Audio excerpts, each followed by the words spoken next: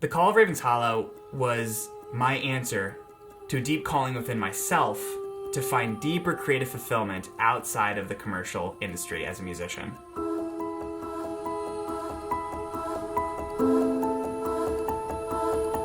I was kind of an angsty loner teen, and the only outlet that I really had to feel connected and emotionally express myself was music. And so music became a form of escape for me. The art that I really engaged with back then was nerdy stuff like The Matrix. I loved kind of dark dystopian fantasy. I also really had a relationship to the woods. I used to go and take walks in the woods, and I just loved how it made me feel. And so when I thought about an album that I could live in for a while, something I'd really enjoy steeping in, I had to tap back into that sense of escape.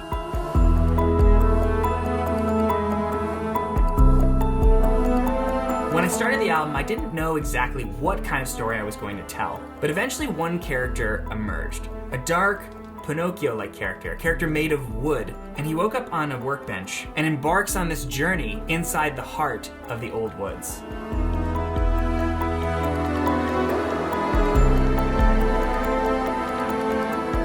The process of making this album, the ups, the downs, the highs, the lows, ultimately taught me that the most creatively fulfilling thing that I can be doing, regardless of whether I'm doing it professionally or not, is to simply tell amazing stories and to believe in those stories so much that I have this ultimate desire to complete them and to share them with the world. If you want to support me and check out the music for yourself, The Call of Raven's Hollow is now available on all streaming platforms, and you can see some of the creative process over on my YouTube channel. Now stop watching this video and go make something for yourself.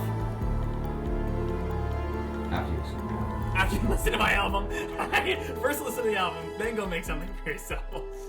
Yeah, that's good.